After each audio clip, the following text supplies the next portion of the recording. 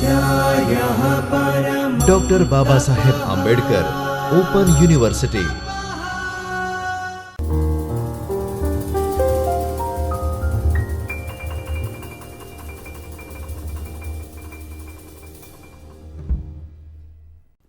નમસ્કાર વિદ્યાર્થી મિત્રો, ડૉક્ટર બાબા સાહેબ આંબેડકર ઓપન યુનિવર્સિટીના જ્યોતિર્મય પરિસર ખાતે આવેલ ચૈતન્ય સ્ટુડિયોમાંથી હું ડૉક્ટર કૃણાલ મિસ્ત્રી આપ સૌનું હાર્દિક સ્વાગત કરું છું. વિદ્યાર્થી મિત્રો, આજે આપણે એસવાય બીકોમમાં આવકવેરો અને જીએસટી, જેનો કોડ છે BCTAXN 205, ભાગ 1માં એકમ નંબર 2 વ્યાખ્યાઓ વિશે ચર્ચા કરીએ. વ્યાખ્યાઓમાં આપણે ઘણી બધી વ્યાખ્યાઓ ઓલરેડી સમજેલા છે કે જેમાં કરવેરા શું કહેવાય, એની સાથે સાથે શખ્સ કોને કહેવાય, કરવેરા ભરનાર વ્યક્તિ કોને કહેવાય. એ ઉપરાંત આપણે જે આકારણી વર્ષ છે, પાછલું વર્ષ છે, કંપની છે, આવકવેરા કાયદા મુજબ આ બધાની પણ વ્યાખ્યા શું છે એના વિશે ઓલરેડી ચર્ચા કરી.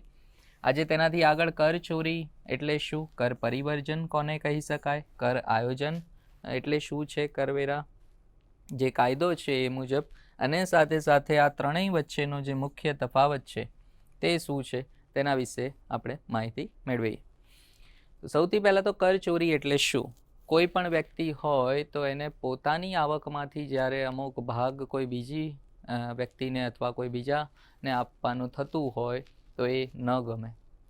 તો કરવેરા પણ કંઈક એ જ પ્રકારનું છે કે જ્યારે કોઈ વ્યક્તિને અમુક રકમની આવક થઈ રહી છે અને એમાંથી સરકારને રકમ ચૂકવવાની થાય છે તો એ પોતાને નથી ગમતું, અને એટલા માટે એ શું કરે છે કે ગેરકાયદેસર રીતે કરવેરા નહીં ભરવાનો અથવા તો ઓછો ભરવાની દાનત હોય.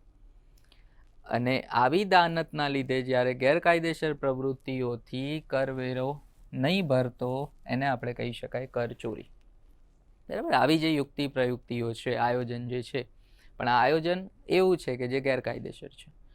ગેરકાયદેસરની સાથે સાથે આપણે એને અનૈતિક પણ કહી શકીએ, અસામાજિક પણ કહી શકાય અને રાષ્ટ્ર વિરોધી પણ કહી શકાય. કેમ એ અનૈતિક છે, કેમ અસામાજિક છે, રાષ્ટ્ર વિરોધી કેમ એને કહેવાય છે? કારણ કે જ્યારે કોઈ વ્યક્તિ પોતાની આવકમાંથી સરકારને રકમ નથી આપતા, કરવેરા નથી ચૂકવતા, એનો મતલબ કે કરવેરાનો જે ઉપયોગ કરીને સરકાર રાષ્ટ્ર વિકાસ કરે છે તે ન થઈ શકે. કે સરકાર પાસે જ જો કોઈ રકમ ન આવે તો પછી એ રાષ્ટ્રનો વિકાસ કઈ રીતે કરશે? અને એટલે આવી પ્રવૃત્તિઓને આપણે રાષ્ટ્ર વિરોધી પ્રવૃત્તિ પણ કહેવાતી હોય છે. અને જ્યારે આવકવેરા સત્તાધીશો આવી કરચોરી શોધે અને એ શોધ્યા પછી જ્યારે તપાસ હાથ ધરે, આવી તપાસ માટે એ શું કરતા હોય છે? છાપા મારે, દરોડા પાડે, અથવા તો જેને આપણે ઇન્કમટેક્સ રેડ કહેતા હોઈએ છીએ, આવી વસ્તુઓ જ્યારે કરે અને એ તપાસના અંતે જો કરદાતા કસૂરવાર ઠરે તો પછી એ શિક્ષાને પાત્ર પણ બને છે. બરાબર. અને આવી કરચોરીઓ માટે કઈ કઈ શિક્ષા આપવામાં આવે એની જોગવાઈઓ આપેલી છે આવકવેરા કાયદામાં. આપણે જોઈએ તો કરચોરી માટે અલગ અલગ કુલ 40 કલમો અને પેટા કલમો આપેલી છે, અને એ હેઠળ અલગ અલગ દંડની રકમ છે. જે પ્રમાણેની ચોરી એ પ્રમાણેની દંડની રકમ, સાથે સાથે જે કેદની સજા છે તે પણ જોગવાઈમાં આપેલી છે. અને મહત્તમ 7 વર્ષ સુધીની કેદ થઈ શકે છે જ્યારે કોઈ કરદાતા કરચોરીનું આયોજન કરે. અને એટલા માટે આપણે કહી શકાય કે કરદાતાએ કરચોરીની પ્રવૃત્તિથી દૂર રહેવું ખૂબ જ જરૂરી છે. કારણ કે એક તો ગેરકાયદેસર છે, ગેરકાયદેસરની સાથે સાથે અનૈતિક પણ છે, રાષ્ટ્ર વિરોધી પ્રવૃત્તિ પણ છે. અને જ્યારે આવી રાષ્ટ્ર વિરોધી પ્રવૃત્તિ આપણે કરતા હોઈએ તો એના માટે જે સજાની જોગવાઈ છે તે પણ પાલન થતું હોય છે. એટલે આવી સજાઓ ન થાય એ માટે કરદાતાએ કરચોરીથી દૂર રહેવું. કરચોરી કેમ કરવામાં આવતી હોય છે એના અલગ અલગ કારણો અહીં આપેલા છે. સૌથી પહેલાં તો કરવેરાના જે વધુ પડતા ઊંચા દર છે એના લીધે ઘણા બધા વ્યક્તિને એવી ઈચ્છા થાય કે આપણે કરચોરી કરીએ. કારણ કે ધારો કે 30% કરવેરો ચૂકવવાનો છે, હવે 100 રૂપિયા આપણે કમાઈએ છીએ તો 30 રૂપિયા આપણે સરકારને આપી દઈએ એવું થાય, તો બાકીની 70% રકમ જ આપણા પાસે રહેશે. એટલે આવા જ્યારે દર હોય તો એ વખતે એમ થાય કે આપણે ક્યાંક ને ક્યાંક એવી ગેરકાયદેસર પ્રવૃત્તિ કરીએ કે જેનાથી આપણે આ 30 રૂપિયાને ઓછા કરી શકીએ. તો આવી જે પ્રવૃત્તિઓ કરવામાં આવે છે એને કરચોરી કહીએ છીએ. એટલે એક તો આ કારણ હોઈ શકે કરચોરી માટેનું. બીજું એ કારણ હોઈ શકે કે કરવેરાના કાયદાની જે જોગવાઈઓ છે એની સરળ સમજણમાં પડતી મુશ્કેલીઓ. ઘણી વખત આપણે કાયદાને જ નથી સમજતા, અને કાયદો જ્યારે સમજમાં ન આવે એ વખતે આપણે ગેરકાયદેસર પ્રવૃત્તિઓ કરીએ. કારણ કે આપણને કાયદો જ નથી ખબર, તો આપણે જે પ્રવૃત્તિ કરી રહ્યા છીએ એ કાયદેસર છે કે ગેરકાયદેસર એ પણ ન ખબર હોય. બરાબર. તો એટલા માટે આવી જ્યારે સમજવામાં મુશ્કેલી પડતી હોય એના લીધે પણ કરચોરી થતી હોય છે. તો એ પણ એક કારણ હોય. ચોક્કસ સજાની જોગવાઈનો અભાવ હોય. ઘણી વખત આપણને એમ થાય કે આપણે કરચોરી કરીએ કારણ કે આવી કરચોરીથી કોઈ સજા છે નહીં, અથવા તો બહુ જ નાની સજા છે કે કદાચ આપણે 10,000 રૂપિયા કરવેરો ઓછો ભરીએ છીએ તો સામે 2,000 રૂપિયા દંડ ભરીને આપણે છૂટી શકીએ છીએ. તો આવી જો જોગવાઈઓ આપી હોય તો એના લીધે પણ કરવેરાની ચોરી થઈ શકે છે. તો એ પણ એક કારણ હોઈ શકે. પૂરતી માર્ગદર્શિકા કે વિજ્ઞાપનનો અભાવ હોય. કારણ કે જ્યાં સુધી પ્રોપર માર્ગદર્શિકા કરદાતા સુધી ન પહોંચે તો એ પણ કરચોરીનું આયોજન કરતો હોય છે. નાગરિકોમાં જે જોવા મળતી અનૈતિકતા અને મનોવૈજ્ઞાનિક પરિબળો. કારણ કે ઘણી વખત એવું પણ થાય કે ઓલા વ્યક્તિએ જો કરચોરી કરી છે તો હું પણ કરું. બરાબર. એને કોઈ સજા નથી થઈ તો મને પણ નહીં થાય. પણ એવું જરૂરી નથી કે એણે જે કરચોરી કરી છે એ જ પ્રમાણેની તમે કરો. કારણ કે એણે કર આયોજન પણ કર્યું હોય તો આપણને એવું લાગે છે કે એણે કરચોરી કરી, પણ આયોજન કરીને એણે રકમ બચાવી હોય અને કરવેરો ઘટાડ્યો હોય, આપણને એવું થાય કે એણે કેમ ટેક્સ નથી ચૂકવ્યો. તો આવા બધા મનોવૈજ્ઞાનિક પરિબળોના લીધે પણ ઘણી વખત કરચોરી થતી હોય છે. રાજકીય પાર્ટીઓના લાભ માટે કાયદામાં જે કરવામાં આવતા ફેરફારો છે એના લીધે પણ કરચોરીઓ થતી હોય છે. ભ્રષ્ટાચાર અને લાંચ જેવી પ્રવૃત્તિની જે આવકવેરા સત્તાધીશોમાં હાજરી હોય તો એના લીધે પણ કરચોરી થતી હોય છે. બરાબર. તો આ બધા કારણો મુખ્યત્વે હોઈ શકે કરચોરી માટેના. બીજું જે આપણે ટર્મ જે શીખવાની છે, બીજી જે વ્યાખ્યા શીખવાની છે, કર પરિવર્જન. કર પરિવર્જન જેને ટેક્સ અવોઇડન્સ કહીએ છીએ. ટેક્સ અવોઇડન્સ એટલે જ્યારે કરદાતા કરવેરામાં જે રહેલી ખામીઓ અથવા છટકવારીઓ, કાયદામાં કોઈ અમુક ખામી રહી ગઈ હોય અથવા અમુક જે છટકવારીઓ છે એનો લાભ ઉઠાવી અને જે યુક્તિ કરવામાં આવે, પ્રયુક્તિ કરવામાં આવે અને એના લીધે જે કરવેરો ઓછો ભરવાનો આવે તેને આપણે કર પરિવર્જન કહીએ છીએ. તો અહીંયા પણ કરવેરો ઓછો જ ભરવાનો છે. બરાબર. પણ કરચોરીમાં શું હતું? ગેરકાયદેસર રીતે. અહીંયા કાયદેસર પણ કાયદાની ખામીઓ શોધીને. એટલે આ પણ એક પ્રકારનું તો ગેરકાયદેસર જ થયું. બરાબર. પણ ઇન શોર્ટ અહીંયા કાયદાની ખબર છે ખરી, ત્યાં તો કાયદાની જ ખબર નથી. બરાબર. તો કાયદાની જોગવાઈઓનો ભંગ કર્યા વિના, જોગવાઈનો આપણે કોઈ ભંગ નથી કરતા, પણ એવી અમુક જોગવાઈઓ આપેલી છે કે જેનાથી આપણે ક્યાંક ને ક્યાંક કરવેરો ઓછો કરી શકીએ. તો એવી ખામીઓ શોધી અને પછી જે આયોજન કરવામાં આવે તો એને કર પરિવર્જન કહેતા હોઈએ છીએ. તો કરદાતા કાયદાનો ચુસ્તપણે અમલ તો કરે છે, પણ એનો ઉદ્દેશ શું છે? કાયદાના હેતુથી વિરુદ્ધનો છે. કારણ કે કાયદાના સારા પાસા આપણે નથી જોતા, અહીંયા કાયદાના ખરાબ જે ખામીઓ છે એ શોધી રહ્યા છે. અને એ ખામીઓ શોધીને આપણે અહીંયા શું કરીએ છીએ?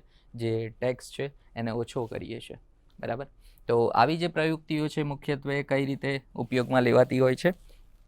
તો એવી યુક્તિઓ જેમાં કાયદાનો મૂળભૂત હેતુ જ સિદ્ધ ન થતો હોય, હકીકતની ગેરરજૂઆત કરી હોય અથવા દંભી કે આભાસી પ્રયુક્તિઓનો પ્રયોગ કરવામાં આવ્યો હોય. તો આ બધી જે પ્રવૃત્તિઓ છે એના લીધે કર પરિવર્જન થઈ શકે છે. કર પરિવર્જનથી શું અસર થતી હોય ટેક્સ અવોઇડન્સથી? તો કર પરિવર્જનના ઉપયોગથી દેશમાં આવકની અસમાનતા વધે છે.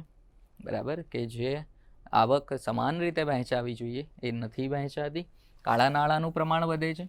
કારણ કે અહીં આપણે ગમે ત્યાં રકમને રોકાણ કરી અથવા ગમે ત્યાં આપણે શું કરીએ છીએ કે ધારો કે કોઈ કંપની છે એને પગારની આવક, જે પગારનો ખર્ચ છે એ 1 લાખ રૂપિયા છે, પણ એણે શું કર્યું? કરવેરો ઓછો ભરવો પડે એના માટે 1,50,000 બતાવ્યો પગારનો ખર્ચ.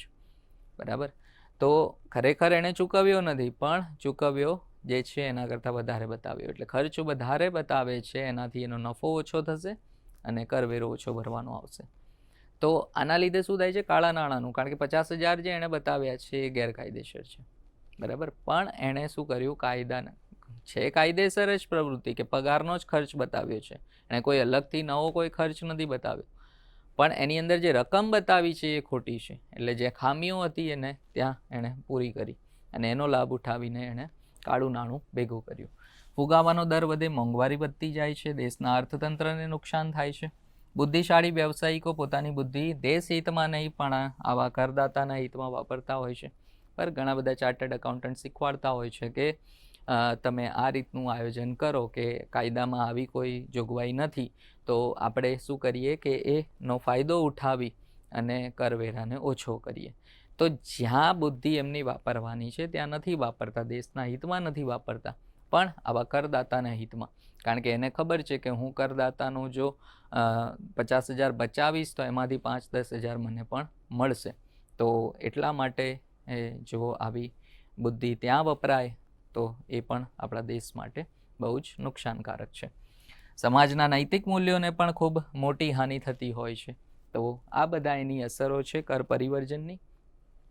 ત્રીજું જે મહત્વનું પાસું છે કર આયોજન. કર આયોજન એટલે આપણે કહી શકીએ કે કરદાતા દ્વારા જે આવકવેરા કાયદાના હાર્દને અનુસરી કાયદાની જોગવાઈમાં રહી અને કાયદા મુજબ જે મળવાપાત્ર કપાત છે, રાહત છે, છૂટછાટ છે કે પછી કર મુક્તિ છે એનો લાભ લેવાના હેતુથી આગોતરું આયોજન કરવામાં આવે એને આપણે કરવેરા આયોજન. તો અહીં પણ કરવેરો ઓછો જ કરવાનો છે, પણ આ કાયદેસર રીતે. કાયદાની અંદર જે જોગવાઈઓ આપેલી છે એ જોગવાઈને અનુસરીને. જોગવાઈમાં કીધેલું હોય કે તમે આ જગ્યાએ રોકાણ કરો તો એ ટેક્સ ફ્રી ઇન્વેસ્ટમેન્ટ છે, તો એવી જગ્યાએ રોકાણ કરીને તો જો તમે ટેક્સને બચાવતા હોય તો that is called tax planning. બરાબર.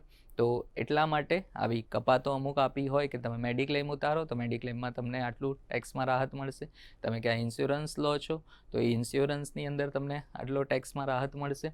તો આવી બધી જે છૂટછાટ છે, કપાત છે, રાહત છે એનો ઉપયોગ કરીને જો આયોજન કરતા હોય, ટેક્સને ઘટાડતા હોય તો એને આપણે ટેક્સ પ્લાનિંગ કહી શકીએ, કર આયોજન કહી શકાય.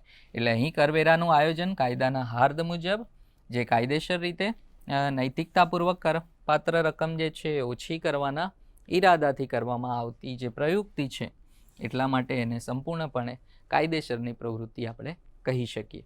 કરવેરા આયોજનને કાયદાની 4 દિવાલોની અંદર કરવામાં આવતું નૈતિકતાપૂર્વકનું કાર્ય પણ આપણે ગણી શકાય. એટલે છે કર પરિવર્જન જ, પણ એ કાયદાની 4 દિવાલોની અંદર કરવામાં આવે છે. કાયદાની બહાર જઈને અથવા તો કાયદાની ખામીઓ શોધીને આપણે અહીંયા કરનું આયોજન નથી કરતા. કાયદામાં રહીને કર આયોજન કરવામાં આવે છે. કયા કયા પ્રકારે આપણે કરવેરા આયોજન કરી શકીએ? મુખ્યત્વે 4 પ્રકારે થતું હોય છે. એક લાંબા ગાળાનું કરવેરા આયોજન થાય છે, ટૂંકા ગાળાનું થઈ શકે, કાયદા દ્વારા જો પરવાનગી હોય તેવું પણ કર આયોજન થઈ શકાય, અને હેતુલક્ષી કરવેરા આયોજન પણ થઈ શકે. તો આ 4 પ્રકારે કરવેરા આયોજન થાય છે. શું અસર છે કરવેરા આયોજનની, એનું મહત્વ શું છે? તો કાયદામાં રહીને કર ઓછો ભરવાની જે કાયદેસરની પ્રયુક્તિ છે એને આપણે કરવેરા આયોજન કહીએ છીએ. એટલે કાયદેસરની પ્રવૃત્તિ છે. કરબોજમાં ઘટાડો થાય છે, ઘટાડો કરી શકાય છે. રાષ્ટ્રમાં કાળા નાણાંનું અસ્તિત્વ નાશ પામે. અહીંયા કાળું નાણું નથી થતું, કારણ કે તમે જે છે તમારી આવકને તો ચોક્કસ જ બતાવી છે, પણ એ આવકને ક્યાંક ને ક્યાંક રોકાણ કરી અથવા ક્યાંક ને ક્યાંક એનો કપાતનો ફાયદો ઉઠાવીને તમે કરવેરાને ઓછો કરી રહ્યા છો. એટલે આવક તો પૂરેપૂરી જ બતાવી રહ્યા છે, આવકને ક્યાંય આપણે ઘટાડતા નથી. એટલે કાળા નાણાંનું પ્રમાણ અહીંયા નથી આવતું. બરાબર. એટલે કાળું નાણું અસ્તિત્વમાં નથી આવતું. ફુગાવાનો દર પણ જળવાય છે, દેશમાં આર્થિક સ્થિરતા જળવાય, કાનૂની વાદ વિવાદ ઘટે, ટ્રિબ્યુનલ કે અદાલતી કેસ ઘટે, કારણ કે એવા કોઈ ચોરીના કે એના કેસ જ ના બને. એટલે કર ચોરીના ને એના તો કોર્ટ કેસ પણ થતા નથી. ભ્રષ્ટાચાર અને લાંચ જેવા દૂષણોને પણ સમાજમાંથી દૂર કરી શકાય. તો આ બધા ફાયદા થતા હોય છે જ્યારે પણ કરવેરા આયોજન કરવામાં આવે. અને છેલ્લે આપણે ત્રણેયનો તફાવત સમજીએ કે કર ચોરી, કર પરિવર્જન અને કર આયોજન શું છે. સૌથી પહેલાં વ્યાખ્યા આપણે ઓલરેડી સમજ્યા કે કર ઓછો અથવા નહીં ભરવાની દાનતથી જે ગેરકાયદેસર રીતે પ્રવૃત્તિ કરવામાં આવે છે, આ ગેરકાયદેસર પ્રવૃત્તિ છે. કર ઓછો કરવા માટેની, કર ઓછો કરવા માટે જોગવાઈઓનો ભંગ કર્યા વિના, બરાબર, કાયદાની જોગવાઈનો ક્યાંય ભંગ નથી થતો, પણ એની ખામીઓનો, છટકબારીઓનો ઉપયોગ કરી અને કરવેરો ઘટાડવામાં આવે તો કર પરિવર્જન કહેવાય છે.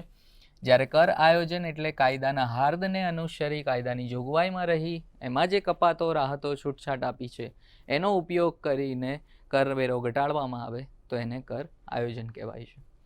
હેતુ શું છે? તો અહીંયા ગેરરીતિને આદરીને કર ઘટાડવામાં આવે છે, કારણ કે ગેરકાયદેસર છે. અહીંયા છટકબારીનો ઉપયોગ કરવામાં આવે છે, ખામીઓનો ઉપયોગ કરવામાં આવે છે. જ્યારે અહીંયા કાયદાની 4 દિવાલોમાં રહીને કર ઘટાડવો. ત્રણેયનો હેતુ એક જ છે, કર ઘટાડવો, બરાબર. પણ અહીંયા ગેરકાયદેસર રીતે, અહીંયા ખામીઓનો ઉપયોગ કરીને, અને અહીંયા કાયદેસર રીતે, બરાબર. તો આ ત્રણેય વચ્ચે મુખ્ય તફાવત. હેતુ ત્રણેયના એક જ છે, પણ અલગ અલગ રીતે ઘટાડવામાં આવે છે. ફાયદો શું છે? સામાન્ય રીતે ફાયદારૂપ નથી થતું, કારણ કે અહીંયા દંડ અને ગુનાહિત છે પ્રવૃત્તિ.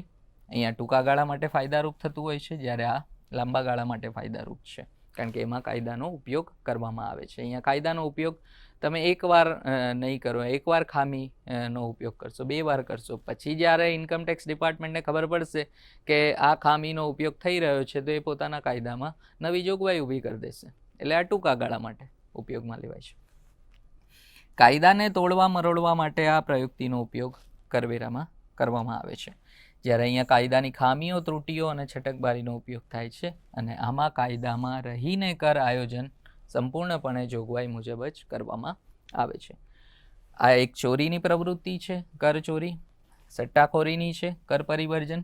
જ્યારે કર આયોજન એ કર બચાવનારી પ્રવૃત્તિ આપણે કહી શકાય. આની કોઈ જરૂરિયાત નથી, એટલે આ પ્રતિબંધિત પ્રવૃત્તિ કહી શકાય.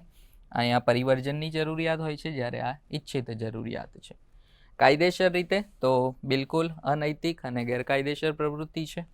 અને આપણે કાયદેસર પણ અનૈતિક પ્રવૃત્તિ છે, અને આ કાયદેસર અને નૈતિક બંને છે. તો આ રીતે આપણે ત્રણેય વચ્ચેનો જે તફાવત છે તે સમજી શકીએ અલગ અલગ મુદ્દાઓ પ્રમાણે. તો વિદ્યાર્થી મિત્રો, આજે આપણે કર ચોરી, કર પરિવર્જન અને કર આયોજન શું છે અને ત્રણેય વચ્ચે શું તફાવત છે તેના વિશેની વિગતવાર માહિતી મેળવી. તો આ સાથે આ યુનિટ અહીંયા આપણે પૂરું કરીએ છીએ. ધન્યવાદ.